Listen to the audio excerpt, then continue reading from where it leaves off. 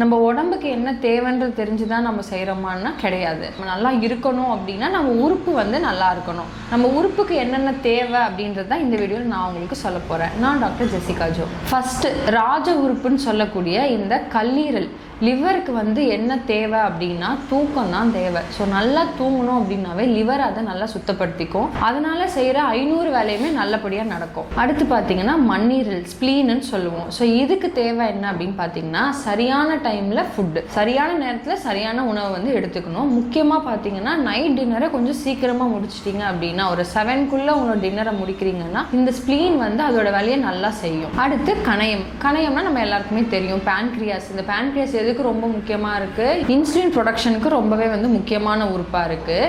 இது ஏன் வந்து சுகர் வந்து அதிகமாகுது அப்படின்னா, நம்மளுடைய பேன்க்ரியாஸ்க்கு தேவை என்ன அப்படின்னு பார்த்தீங்கன்னா ஸ்ட்ரெஸ் இல்லாத ஒரு லைஃப். அது கண்டிப்பாக இப்போ நமக்கு இல்லை. முடிஞ்ச அளவுக்கு பார்த்தீங்க அப்படின்னா கொஞ்சம் மைண்டை ஃப்ரீயாக வச்சுக்கோங்க. இப்போ சுகர் லெவலே எலிவேட் ஆகிறதுக்கு காரணம் என்ன அப்படின்னா ரொம்ப ஸ்ட்ரெஸ் பண்ணிக்கிறதுனாலே வந்து கம்மியாகிற சுகர் கூட அதிகமாகிடும். இந்த கிட்னியை தான் வந்து நம்ம எக்ஸ்கிரீட்டரி ஆர்கன் அப்படின்னு சொல்லுவோம். ஸோ முக்கியமாக இது கழிவுகளை வெளியே நீக்கிறதுக்கான வேலையை செய்யுது. ஸோ இந்த கிட்னிக்கு தேவையானது என்ன அப்படின்னு பார்த்தீங்கன்னா அதிக அளவில் தண்ணி அதிகமாக எடுத்துக்கணும். இதுவே வந்து கிட்னி பேஷண்ட்டாக இருக்கீங்க அப்படின்னா அவங்க தண்ணி அதிகமாக குடிக்கணுன்றது அர்த்தம் இல்லை.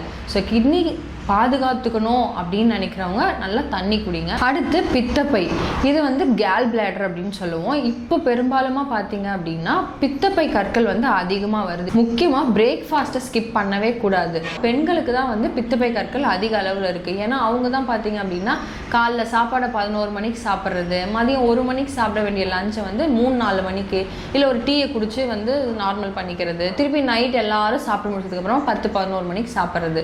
ஸோ இந்த மாதிரி லைஃப் ஸ்டைல் சேஞ்ச் ஆகிறதுனாலேயே பித்தப்பை கற்கள் இப்போ பெண்களுக்கு அதிகமாக இருக்குது.